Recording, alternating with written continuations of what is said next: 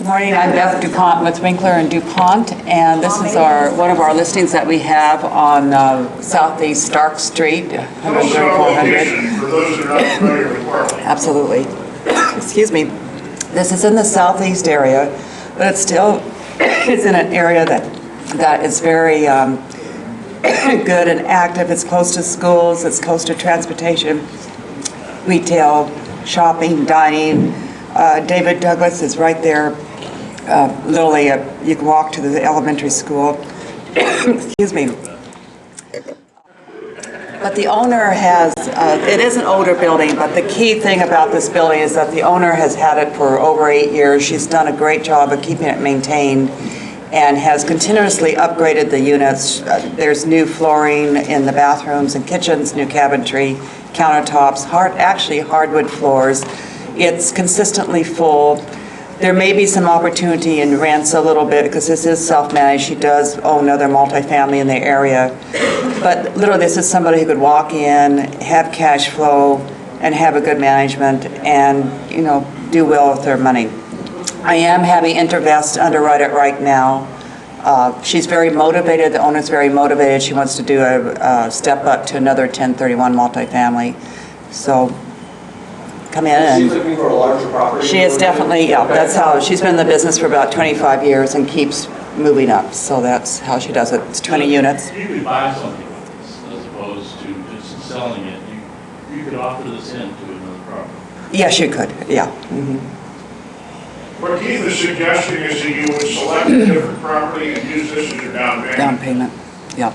The other person may very well take it. If not, at least we've got the game defined. And in this case scenario, you should jumpstart on your 1031. Right. It sure does. It'd be perfect for it. 7 cap, is that market for this type of property in your opinion?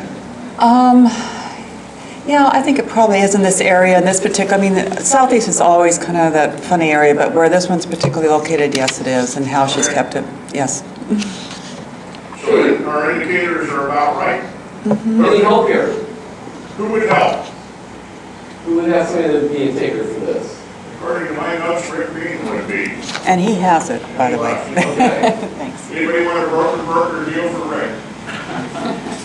So I'd ask. All right, Nick Crowder, Keller Williams. I've presented this before. We got the price down to $499. It's a little over 5,000 square feet. So this is, I think, half of what they spent to build it. Has a restaurant on the second floor, retail space on the main, and then 3 apartments on the top floor. The restaurant and apartments are all leased. The retail on the main is available. The property next door is actually a recording studio that was built brand new, I think maybe 3 years ago. The building right next to that is on the corner of Division and 50th, which is like a main arterial going both directions in southeast close in. A place where they're still building new apartments that they're renting for $2 a square foot and getting them leased, which has been kind of eye-opening, I think, for the neighborhood there. This is owned by a group of investors that finance the construction. They want out of it. I am getting told we need offers, we need offers. I'm a big fan of showing your motivation in price. I asked them about a price reduction. They said they want to see something in writing. We had one verbal that was very, very low that they rejected, but I think that they're getting pretty reasonable at this point. And we've got people circling. How much do they owe on this property? They don't want to carry. Now, what are they going to do with the money if we handed it to them today, other than smile, lot, badge on the back, pay commission? I think they're still licking their wounds on a couple more projects after this, so I don't think that they're just like, that's just putting it back in the bank or paying attorneys at this point. There were 20 owners when I took this on. They started an LLC. I've been trying to problem solve this with this group. They were not, they didn't, there's some things that they did that I think that they probably would have done different. That I helped them unwind. Start with fewer than 20. Yeah, and an LLC with a group that can do the, vote, and now they have that, but it took a while to get them to that point and explain all those things. So in terms of getting a deal facilitated, we're at the best point it's ever been in. It's been on the market for a very long time. I did a price opinion on this 2.5 years ago. So my opinion of the value of it is where it's going to sell. But again, if you have someone that wants that location, it's a killer location. A much older building on Division and I think 37th sold for over 6.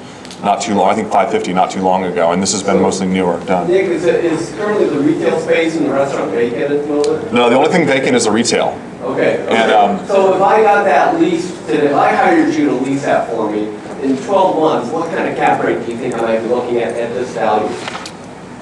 It's really hard. They've had capital expenses the whole time I've had it in terms of repairs because of things that weren't done right, and so they've been fixed. So it's hard to get a stabilized expense read on this thing, which is what it's hard to explain that to people.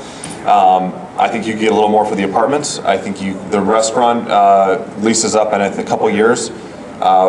It was strategically left vacant on the main because I've had a lot of owner users that want to rent live in the apartment and have a shop. Right. That so far has been the most serious buyers because it doesn't have it's not an 8 cap.